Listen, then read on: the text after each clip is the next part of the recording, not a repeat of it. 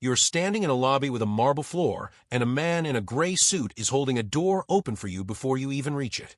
He knows your name. He knows your coffee order. In 3 days, he will hand you the keys to a penthouse you have not even finished touring, and he will not ask for a single reference. This is not where the story starts. This is where it ends. To understand why a stranger in a suit would trust you with 2 floors of glass and steel, you have to go back to a night when trust was the one thing nobody was willing to give you. You are 22 years old, standing outside a door with peeling paint, holding a money order for $400. You are $11 short. Not $400. $11. The landlord does not care about the difference. He cares about the pattern. This is the 3rd month in a row you have been short, and patterns are the only language landlords speak fluently. You slide the envelope under the door anyway, because pride is expensive, and you cannot afford that either. Here is a question worth sitting with before we go any further. Is it fair that a system built to judge your future looks only at your past? You already know the answer feels wrong. Say so in the comments if you want. We will come back to it. Inside, your apartment has one window that faces a brick wall. The refrigerator hums louder than it should. You have learned to read the landlord's footsteps in the hallway. Heavy and slow means routine. Quick and sharp means trouble. You do not have a lease violation. You have a habit of being seen as one. Rule number 1. To the system, you are not a person. You are a payment history. Something shifts. Not in your income yet. In your calendar.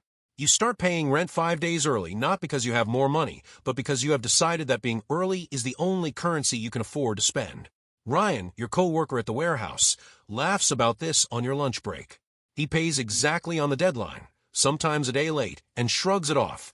It's just money, he says. They can't kick you out for one late payment. He is not wrong. He is also not the one who gets the apartment with the working heater next time.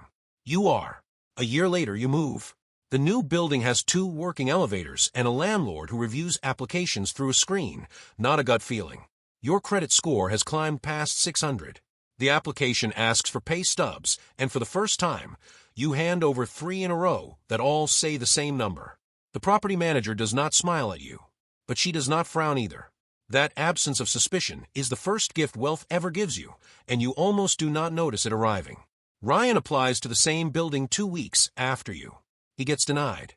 Not because he makes less than you. He does not by much, but because his bank statements tell a story of overdraft fees and payday loans, and stories like that get filed under risk. He calls it bad luck. You do not correct him. Rule number 2, money does not just buy comfort.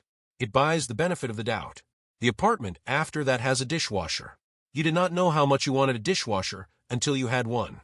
Your income has crossed into 6 figures now, and something strange starts happening at open houses. Agents remember your name before you say it twice. They text you new listings before the listings go public. Nobody explained the rules of this new game to you, but you're starting to understand them anyway. The less you seem to need something, the faster people offer it to you. If you have made it this far and you want to see exactly where this ladder ends, because it does not end where you think, this is the moment to subscribe, because the next few levels are the ones almost nobody shows you, and the top of this ladder looks nothing like the bottom. Something shifts again. Not in the size of your apartment. In who is doing the asking. You used to submit applications. Now landlords submit pitches.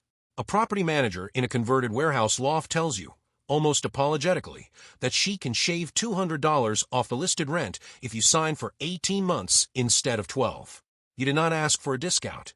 She offered one unprompted because empty units cost her more than discounted ones do, and because tenants who look like you rarely default. Ryan, meanwhile, has moved 3 times in 2 years. Each time, a little further from the center of the city, a little closer to a highway on-ramp. He is not lazy. He is not careless in any way that would make a tidy villain out of him. He simply never had the $11 to spare when it mattered, and $11, compounded over years, becomes an entire zip code of difference. Rule number 3. The ladder does not punish the poor for being poor.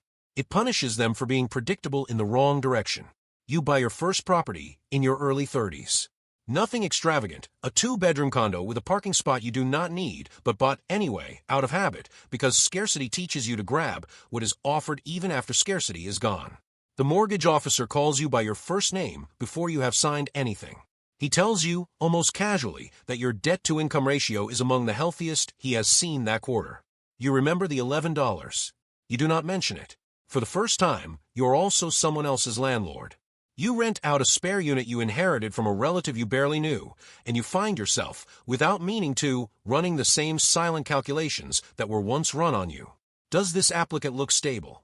Does this applicant look like trouble? You catch yourself hesitating over a young tenant whose bank statement has 3 overdrafts on it, and for a moment, you are the man in the gray suit, and someone else is standing outside the door in the cold. Something shifts, and this time is not external, is inside you. You do not enjoy the power, but you do not give it away either. By your late 30s, your properties are not places you live in anymore. They are lines on a spreadsheet that generate income while you sleep. You have not filled out a rental application in over a decade. When you want a new place, you call. Someone else fills out the forms for you. Someone else negotiates. You have graduated from being evaluated to being courted, and the transition happens so gradually that you cannot point to the exact month it occurred. Ryan sends you a message around this time. He is behind on rent again, this time by $300, and he is asking carefully, without quite asking, whether you might be able to help. You send the money. You do not send a lecture. You have learned somewhere along this ladder that lectures are cheap and rent is not, and only one of those actually solves a Tuesday. Rule number 4, once you no longer need a system to trust you, the system starts working for you instead of watching you. Your net worth crosses into 8 figures the same year your daughter asks you what it was like to worry about rent. You try to explain the brick wall outside your first window, the $11, the sound of a landlord's slow footsteps in a hallway. She listens politely. She does not understand. Some kinds of poverty cannot be translated into a language spoken by people who have never lived inside it, and you find to your own surprise that you almost miss having something that's specific to fear. This is the part of the story almost nobody tells honestly. The higher you climb, the less anyone checks on you at all. No property manager calls to ask if everything is fine. No landlord notices if you are lonely in a house with 4 empty bedrooms. The scrutiny disappears, and so, quietly, does a certain kind of connection, the kind that exists only between people who are still checking on each other because they have to. Now you are back in that marble lobby. The man in the gray suit is still holding the door. He is not protecting the building from you. He is protecting the penthouse's reputation by having you in it. 2 real estate agents are competing, discreetly, over who gets to represent you on the next purchase. Nobody asks for your pay stubs. Nobody asks for 3 months of bank statements. They ask for your preferred move-in date, as if the building itself has been waiting for you, patiently, the way you once waited outside a door with peeling paint, holding an envelope $11 short of enough. Rule number 5, the top of a ladder is not measured in square footage. Is measured in how rarely anyone still asks you to prove that you belong there. Somewhere below you, in a city you used to call home, a woman is standing outside a door, sliding an envelope under it, hoping nobody counts what is missing. You know exactly what that feels like. You also know, whether you say it out loud or not, that the distance between her and the marble lobby is not talent, and it is not effort, and is rarely even luck in the dramatic sense people like to imagine. Most of the time, it is $11 repeated, compounding quietly for years, until one day it becomes the entire shape of a life.